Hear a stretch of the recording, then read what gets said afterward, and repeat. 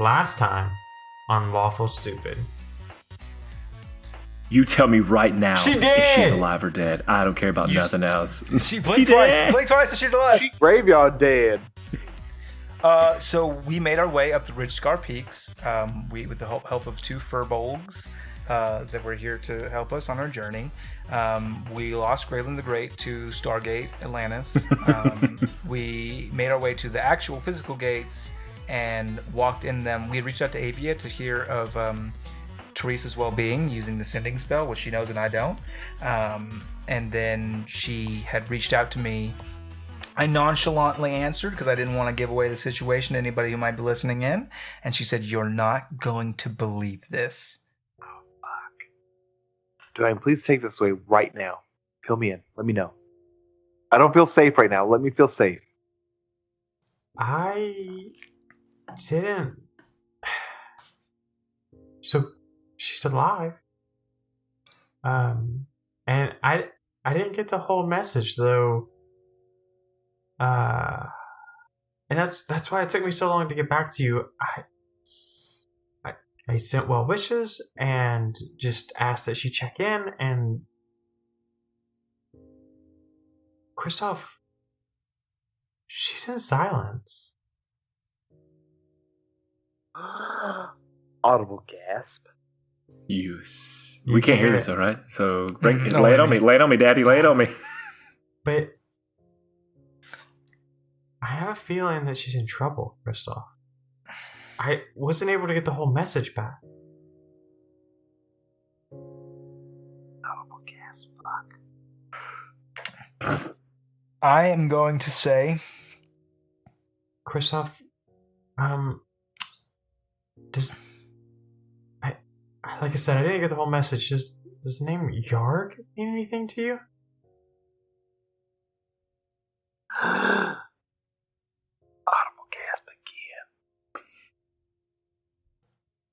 again. so I assume, this is an assumption that based on our paranoid nature and the nature of our business, that we have a code word established for when I can't speak freely. Is it Snuffleupagus? Is that a safe assumption?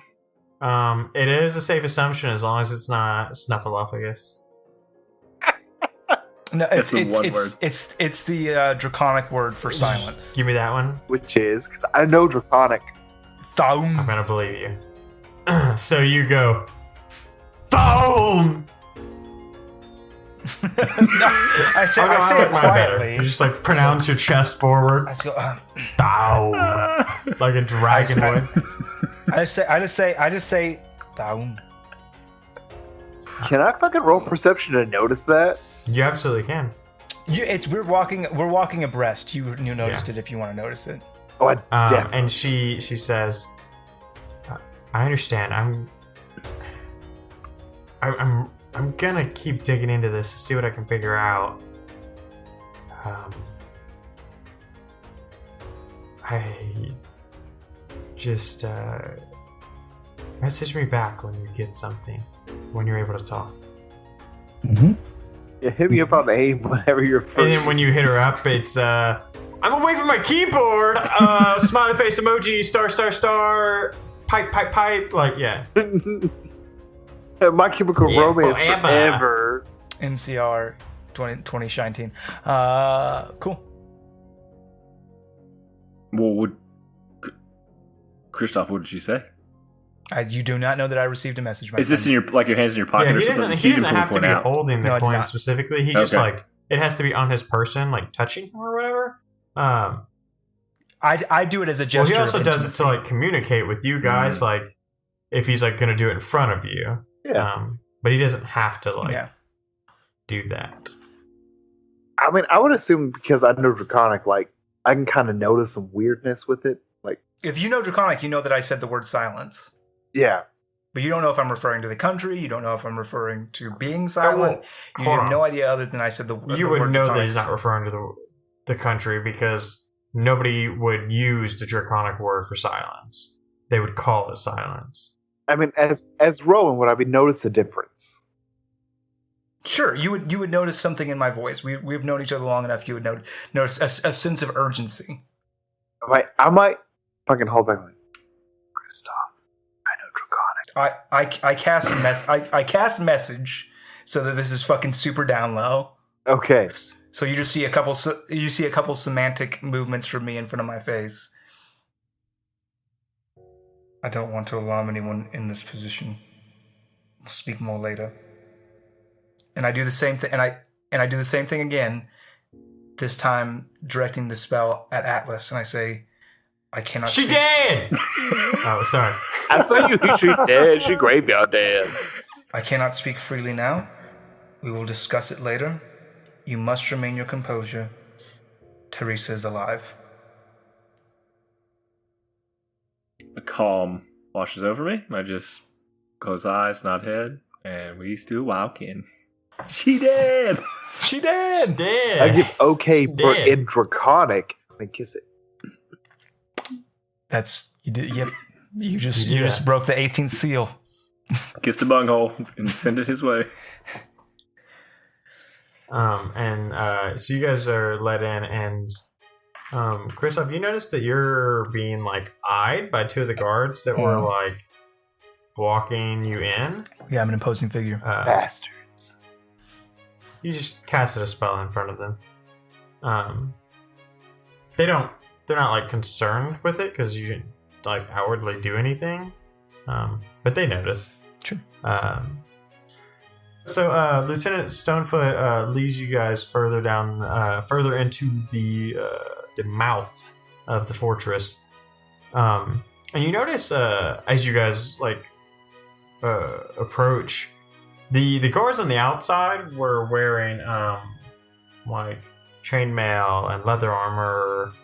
The guards on the inside is like this like plate mail / stone combination, and it's this like sandy red color, and they're like armed to the teeth, right? Even these like big orcs that are like larger because they're like full-blooded orcs, like even you, Atlas, are like that's like a lot of armor. Like you like in your mind they would not be very quick with that much armor and weaponry. And they're pretty still in general, like keeping sentinel poses. And Lieutenant Stonefoot kind of leads and he goes, "Don't mind all the extra security, but there's a lot going on with holdback and silence, and you can never be too careful." Yes, it seems like there's a lot going on right now. It seems very stressful. And I'm going to palm 20 gold pieces, and I'm going to speak to him in Dwarvish and say, "Every man off duty has a drink on me tonight." And I'm going to shake his hand and pass him the coinage. And yeah, so he takes that and he puts it in his like bag and says, "It's very kind of you." And so you guys walk through this great hall, and what you notice on this great hall is like a big like stone mosaic portraits of like dwarves, Mosaic, like great Gorillas, dwarves. mosaic. Yeah, mosaic. Thank you. Yeah, no, that's fine. That's Yeah, all good. mosaic. No. I mispronounced the word. No hate. All love. No, please correct me, Batrax. And so you have these like portraits, these mosaic portraits, like down these halls. And then as you are reaching near the end of it, and this hall is long. It's like 250 feet of a walk. And it's huge, right? And there's like tables and there's a big rug pathway.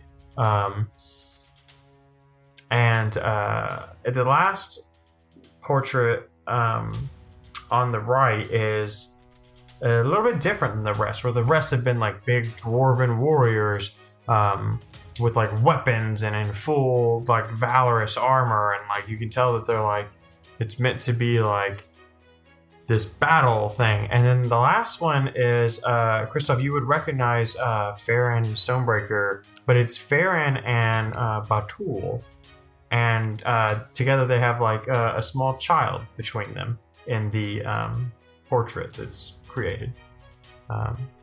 And so you guys go through this hall, and the doors are pushed open by 2 guards in this full sandy stone metal armor.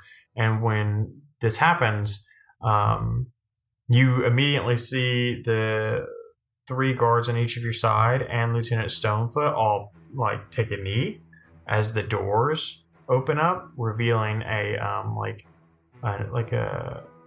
burnt orange / auburn rug that leads to a set of thrones. And there's one large throne that's like ornate with gold and stone pieces, and there's another throne that's just a little bit larger that's ornate with stone and like bone, and then there's a smaller, more simple throne, but you can tell that it's like, I mean, it looks like it's for a child, 100%.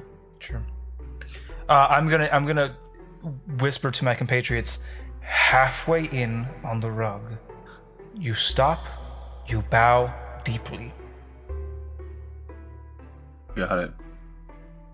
And we approach, and at the halfway point of this long rug, I would kind of gesture, and we would stop. And Christoph, and this is just getting to courtly politics for a moment. Typically, when I visited before, I would do like a quarter bow to hey, I'm in your house, you're royalty, but I'm royalty too. This time, for the first time, I bow full deep and remove my mask as I do so. Still, yeah, tip of the hat. I'm not quite sure what to do, so I'm just kind of like looking up at him the whole time as I bend over to see if he like gives me a sign for that's good enough. And so Tyndall is with you guys, and he like bows forward with Christoph and just face plants. Forward. Yeah, and just like face plants, and like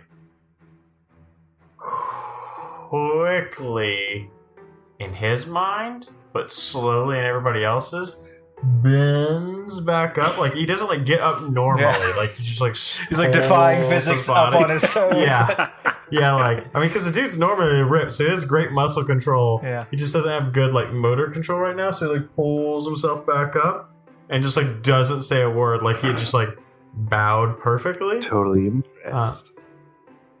And you hear the very familiar voice of Farron Stonebreaker, and he says, "I thought you would never come home, Christoph. Welcome back." I'm just beaming, and I say, I haven't quite made it home yet, but I'll take it the home of an old friend any day. And I'm replying to him in Dwarvish. Yeah, absolutely. That's cool. He's with that. Farron stands up, and so does Batul. And Batul, you notice, is holding their small child, who is like babyish, probably from what you can tell, like maybe 8-9 months. Okay. Yeah, so still baby form, not necessarily toddler. Baby form. And so Farron, and like you can, like I said, they get up and they kind of walk down the steps to like the rug's edge to kind of like approach, but not like go too far from their throne. Come, no need for all the formalities, Christoph. And he like waves you forward to get closer because like you guys are still pretty far away. Cause I approach and I give him the old handshake into a hug. And I kind of like hold him by the shoulders out from me, like kind of looking at him and go, and look at him, and I look at his wife and his child, and I just go, "You've been busy, old friend." And he a little, but I'm getting soft without all this war, but it seems like people are going to keep me even busier still. I hope to assuage some of that. But before we get into that, let me please introduce my compatriots. We have Rowan Legato, a very well-traveled bard. In the region of Orenthal, he's well known for his stories and song. Sparks all about. Like, hello. Nice to meet you. Pleasure is mine. You may know his father, Henry. This is Atlas Ferrier, a graduate of Battleborn College, a defensive master when it comes to processes and procedures, and a damn fine smith, if I do say so myself. Well, your reputation, if anything like your father's, would precede you. I'm familiar with Henry's work.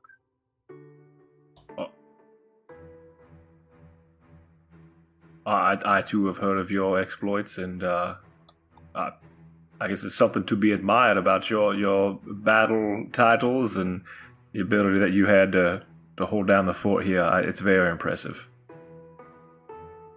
I appreciate that, sir.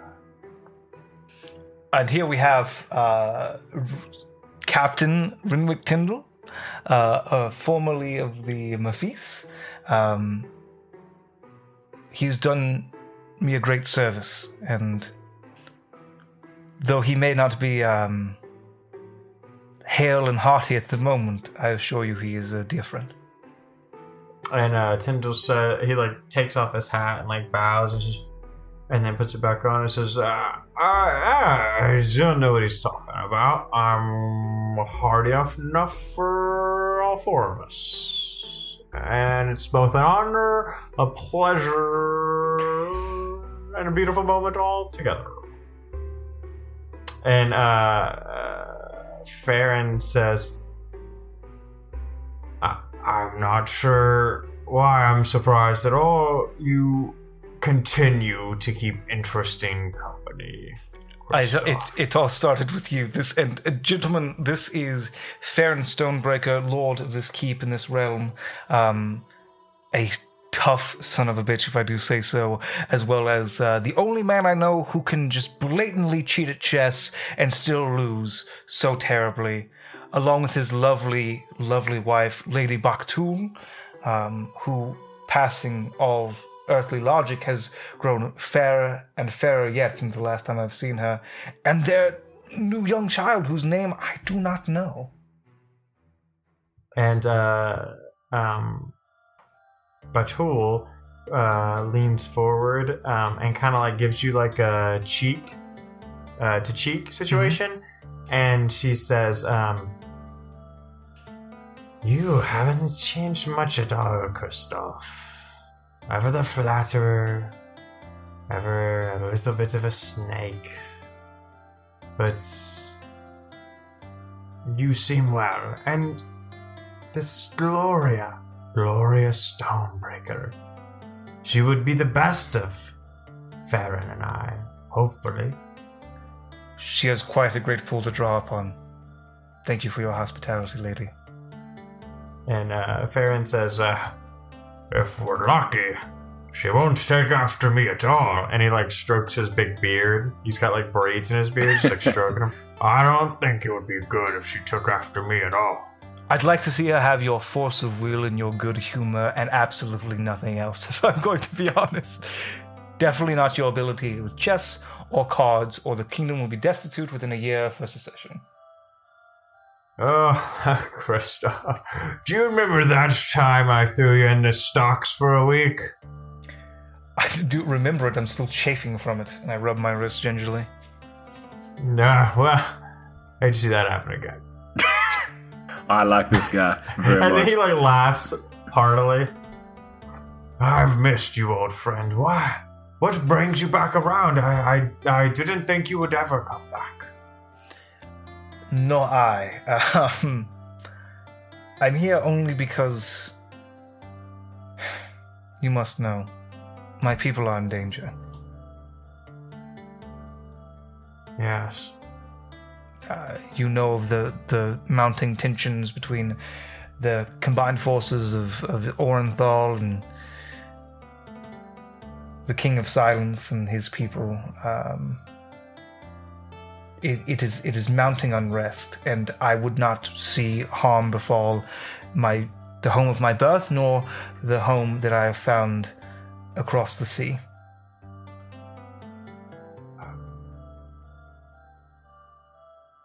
And you see him kind of like look at you, and he's like rubbing his beard, and he says, You're not here for the fiends, then? You'll have to be more specific. You said you're here for the mounting tension between the Orenthal forces that have started to gather and hold back, and silence. Yes, I know nothing of these fiends. Please tell me all you know. Well, for the past almost 3 years, they've been showing up in the region, and especially in Ridgecrest. But we've done well with no slouches when it comes to war. But they've been coming in greater numbers, and while we're fortified, and frankly, we don't have much to worry about, and I do worry about the other regions. Not enough to deal with it, but I almost assumed that's what you meant. These fiends, could you describe them? Are they large, standing approximately 8 feet tall, horned creatures wielding massive two-handed swords? Cloven hooves? The very same. Which don't get me wrong, those are terrible and hard to fight, but it's the other ones that are more concerning to us. It's the ones that fly that we're not fans of, and it's the ones that they're large. They're almost like moving fortresses. I see. How many have you had come through? Fiends? A lot. The ones that are different, not the ones like the large fortress size or the flying ones. 7. Well, the flying ones tend to come with the other ones, the fiends. Just smaller in number, but damn it, if they aren't just the worst to deal with. How frequent are these attacks? We haven't had one in a few months, but we haven't really heard from Silence in a while, and these new forces have been lining up, and so I fear the worst. I fear to inform you, Farron, that this is not our first encounter with these fiends, and I will relate to him, for the sake of brevity, the tale of Oxbane. And he takes all that in, and you see Batul getting more worried, which you haven't ever seen. Motherhood has done a number on her from your perspective, Kristoff. She was always very aggressive, very fighter, very protective. And while she's still protective and very fierce looking, you can tell there's you can see concern on her face, which is is a first for you. And she says, Farron, I'm not sure we can. If this is happening all over Goron, I think there's a big problem. And Farron kind of looks back and smiles and says, Yes, I'm afraid there's something we actually must do then about it. I am pleased to report that you shall not have to do so alone. All that I ask is that you allow passage for Svan and his men that have mounted from Orenthal. We've closed these doors before. Atlas, maybe more than any other man in the world, has faced these things. We know how to address it, but we must strike at the heart, and we cannot do it without passing through your territory. I don't see. I honestly don't see why that would be an issue. But come, friend. Let's discuss this more over a nice meal. We'll get you some rooms. You can mill about the fortress, my men. We trust you. Just don't be yourself, and I think everything will be fine. And he smiles a little bit. Yeah, it beams wide. I'll see what I can do. I'll actually bip my mask and I'll turn into an elderly human man with disguised self, and I'll go, shouldn't be a problem. And he kind of smiles and goes, much better. Much more handsome, I think. And he strikes his beard. Know where to go with up.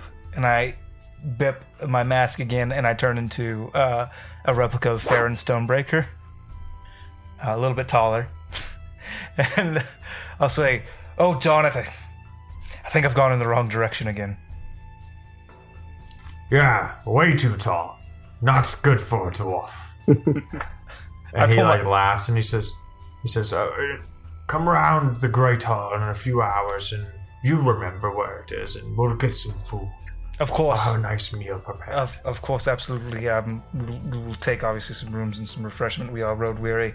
I do think that perhaps your halls will be a little bit lively tonight, and I believe that perhaps tomorrow your guards will be a little more sluggish, and that's my fault, but it should make for an interesting evening all the same. And he laughs.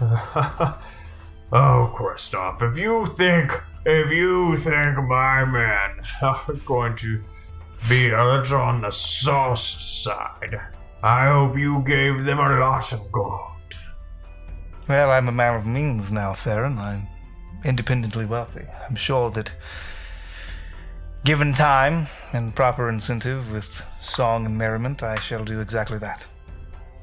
No, that's why I have more than just those soldiers. What great, excellent. We will see you in a few hours then. Please, the guards will show you to some suitable rooms and make yourselves at home. I bow deeply again. I will bow too. Yeah, something that's not normal for you. They both bow back. Batul a little more carefully, holding a baby, but sure. But he returns the bow, which is not something he typically has done in the past for you.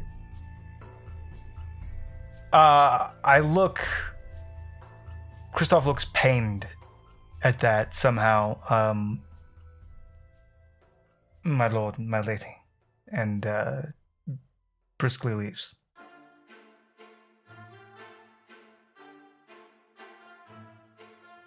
And so, you guys catch up with a couple of guards who leads you a good, 20-minute walk around the castle, or the fortress, until there's, these, you guys go up, 3 or 4 flights of stairs to these, it's you can tell it's a diplomat's, rooms. They're rooms you've never stayed in, specifically.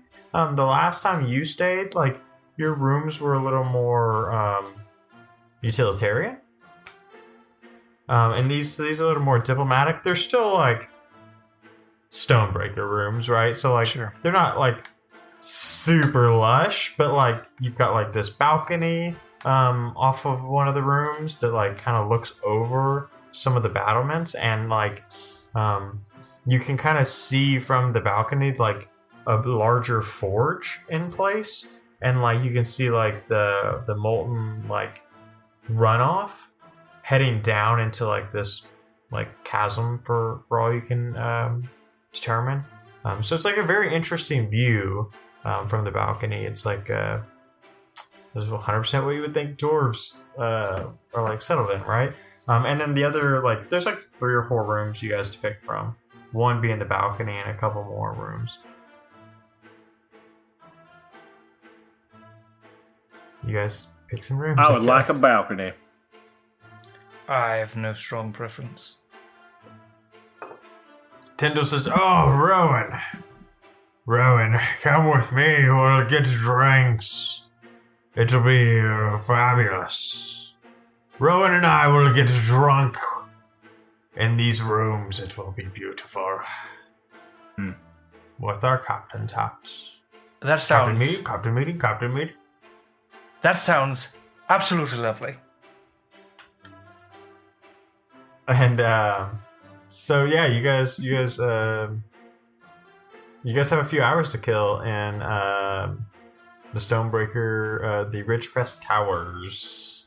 Laurel. I want to go check out this, maybe some of the forges or something that are around. I'm just going to enjoy laying in a bed. Okay.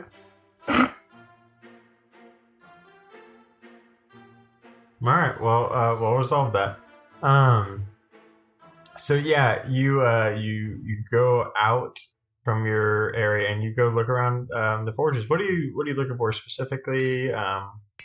You're trying to take it all in. Like, what's your goal? I just want to see how these guys, how they work, because I've heard of legend of how good the dwarves are at doing that, and then I've heard Henry obviously is very good at it as well. So I'm just curious to see, and I've seen him do it his whole life, or at least my whole life is growing up around him, to see how that style, because maybe he learned from somewhere.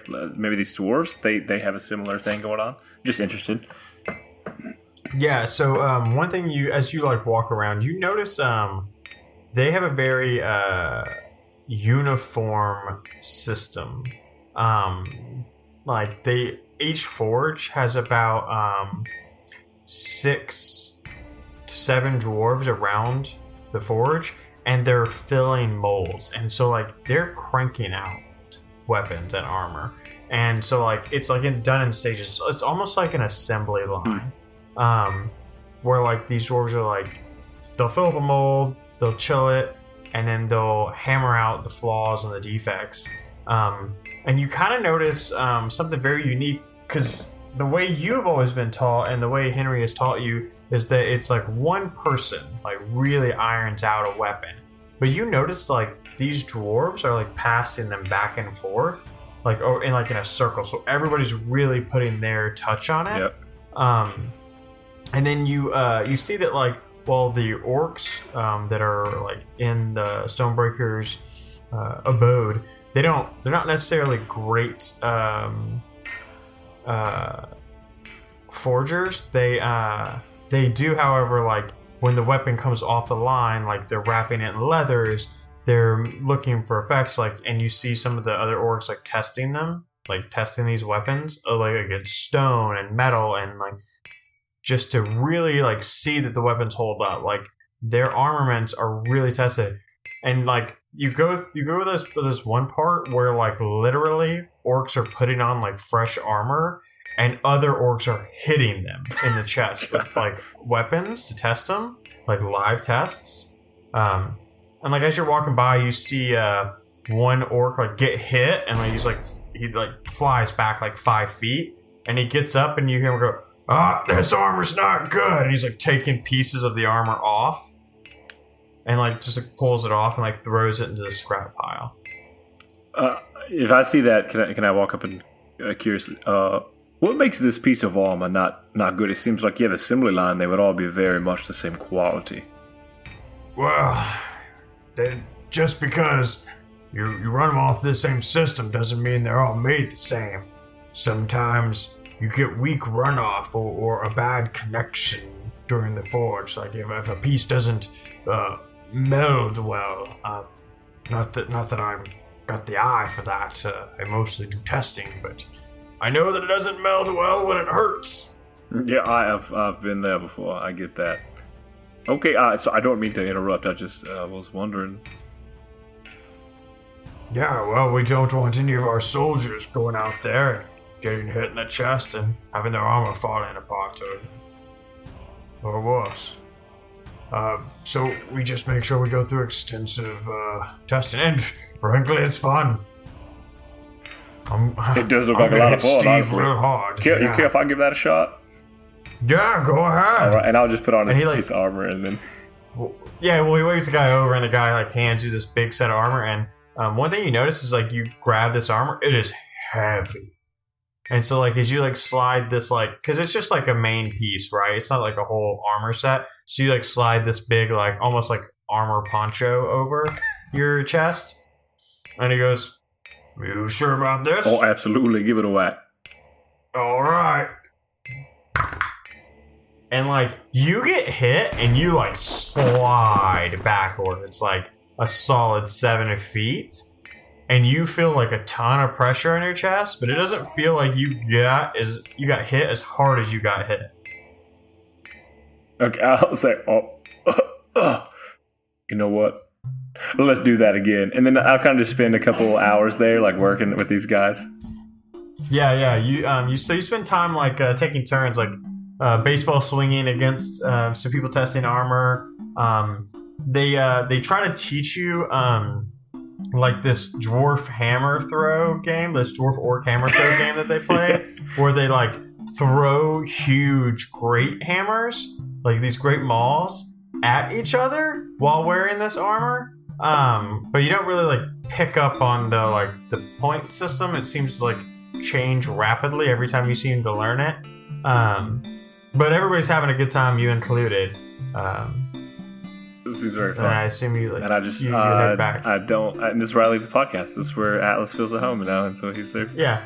Just no. Fuck you, Theresa. Not worried about you. No, yeah. That's what I'm doing. Yeah. No, it's got it. You're just gonna play there. Christoph, what do you want to do with your time other than like relax, or you just want to relax? I enjoy some time laying in a bed. That's very novel and enjoyable for me. And then eventually I'm going to wander down to whatever alehouse exists.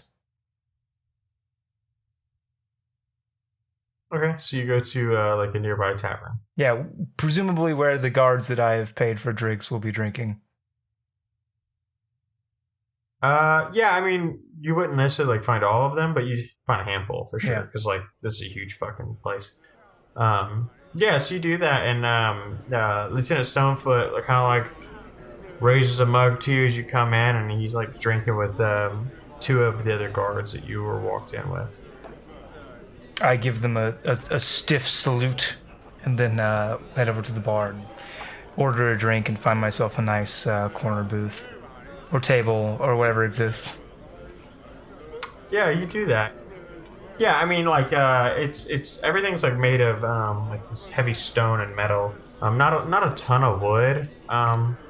But yeah, you find like a nice comfy seat in the corner, and just like enjoy a drink and listen to some dwarvish like music, not like singing, but like instrumental.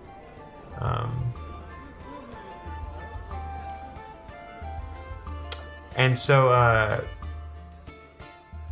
you listen to the dwarvish music and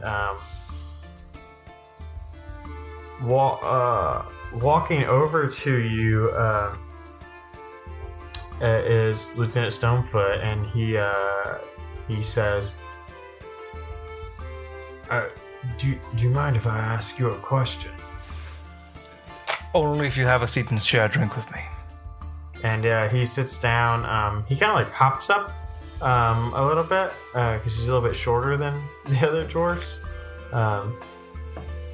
He makes up for it in his big beard, and he's like drinking, and he says, "If you're a Shindo, why aren't you in silence?"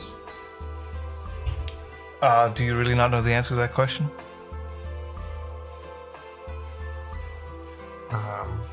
No. Otherwise, I would ask. Oh, I didn't know. I thought it was pretty common knowledge. I was the Crown Prince of Silence, and then I wasn't. Well, that sounds terrible. I'm sorry. It's fine, really. I've kind of found my own way. Maybe a better way, maybe not. but it's who I am now. I'm Christoph Shindo, formerly of Silence. That's why when I met your lord and lady, I was taken aback when they bowed to me. I'm no longer a noble. Just a man. Don't be taken aback. They bow to anyone who bows to them these days. I think it's a sign of respect, mostly. Well, when we bow, they bow. Interesting. I think it's their way of knowing that they don't have a kingdom without us. At least that's the way I like to think about it. It's a nice thought. It's different. Yes, very much so. He's always been one of the good ones, Farron. Yes. Yeah, it's. I think him being with Batul really changed something for the Ridgescar Peaks. Did you know that she hates me? Oh yes. I imagined as much. Oh yes. I was not one of the god when you used to visit, but I've heard stories. I was surprised to see the little one in her arms. That's very good. We don't get enough good news these days, and a little bit more fair and a little bit more Batul in this world. That's good news in my eyes. We agree. It's just, it's good for our people. You must imagine the dwarf and orc relationships are not always so peaceful here. I'm sure you remember some of the stories. I do. It's nice to see cohabitation at this level. I remember there used to be some issues with the orcs and kind of their place in this world, and if you'll forgive me saying, they were treated as second-class citizens. But I've a fairly keen eye. I've noticed as I come through them in positions in the guard and in the forge where they, used to be only dwarves, and that's encouraging.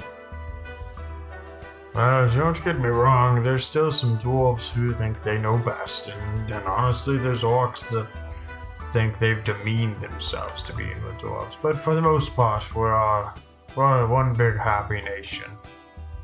Yes, well, you should meet a tiefling every now and again. That will give you the perspective. Well, you seem great. I think we'll stop here.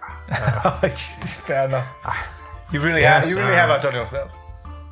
Yes, that's true. I feel like there's no going up from here. But yes. Well, I hope you do well, Christoph, and I hope with all the business and silence you find what you're looking for here.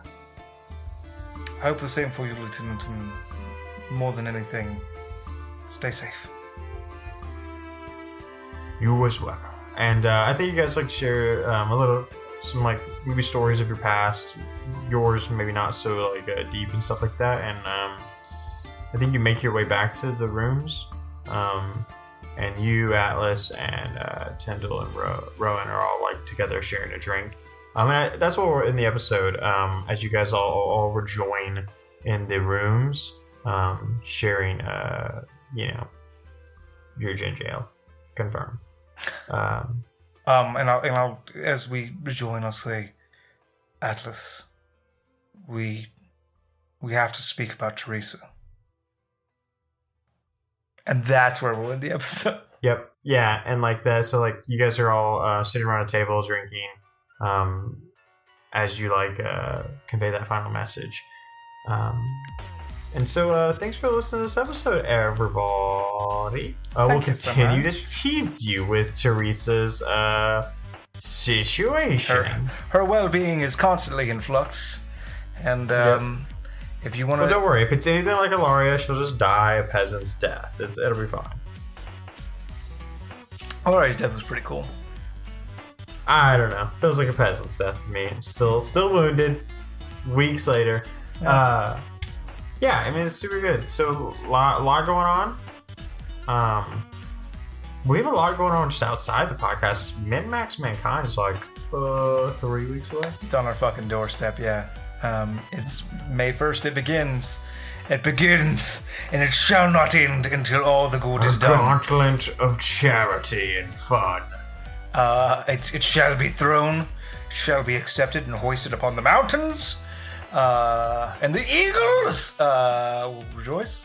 And it's going to be a lot of crazy stuff going on in Min-Max Mankind in May. Then we get a brief break in June, and then we're right into Jollicon in July. Yeah. A lot of good content coming your way in the meantime. There will be no lapse in content during that time. You should still expect weekly episodes throughout Min-Max Mankind in May, throughout Jollicon in July. Maybe with some little added bonuses. I mean, expect live content when we do Jollicon for sure. Yeah, and expect live content. No quality, just live. Yeah, it's the same thing with Min-Max Mankind as well. Really keep an eye on our Instagram, really keep an eye on our Twitter.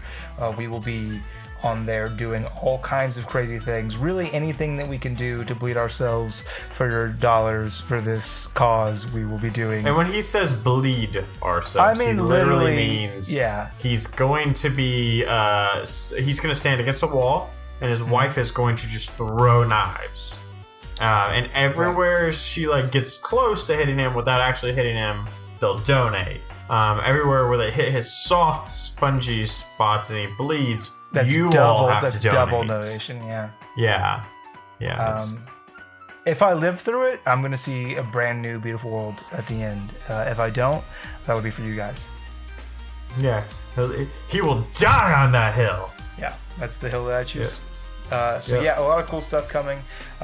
Roll for Humanity this month is, as you guys know, the Harry Potter Alliance. They have so many amazing programs and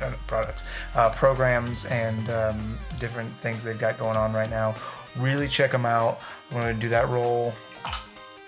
It's an $11. $11 is going to be the roll for Humanity for the Harry Potter Alliance this week, and really, really please check them out. And they are a worthy cause, and definitely worth the 5 minutes it's going to take for you to click the link in the episode and go give them a look.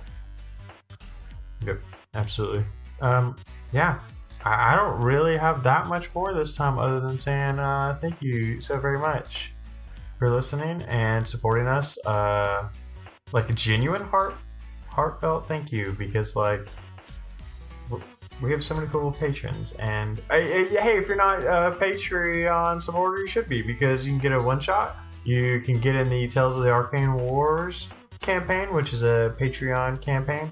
You'll get extra lore bits. You'll get to be involved with the story a little bit more, and you'll get to see some of the characters before they met the boys. So it's a lot of good stuff. And if you're really balling like a ballaholic and you want to go to that $50 tier, you can be like Aben and DB, who are on the call right now, listening to these episodes 8 weeks before they air. And really be ahead in lore and in the know. And then you have to share your terrible burden in secret of knowing things that you cannot speak of. Is really more of a curse than a blessing, but it's a curse that you want. So holler at me. Well, you get the benefit of like the dance party that happens prior to a call. I shook my bottom. He did. He shook his bottom for the call.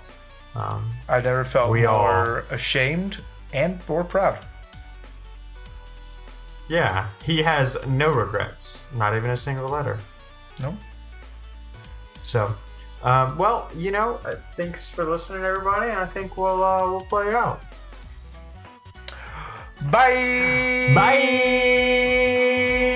Alex Rowan and Devin Atlas are dead. They're dead. They're gone. They're not here. They're no. Oh God! Oh, he's back from the dead. He's been reanimated. Oh God! Oh, he wants my flesh. He wants my brains. Oh, help me, Lord! Lord Jesus in heaven, why? Why does it have to end like this? I knew doing one. There's too many of them. Oh, God, change. Poor, sweet, merciless change in heaven. Please save me. I'm God, out of blood. Pain.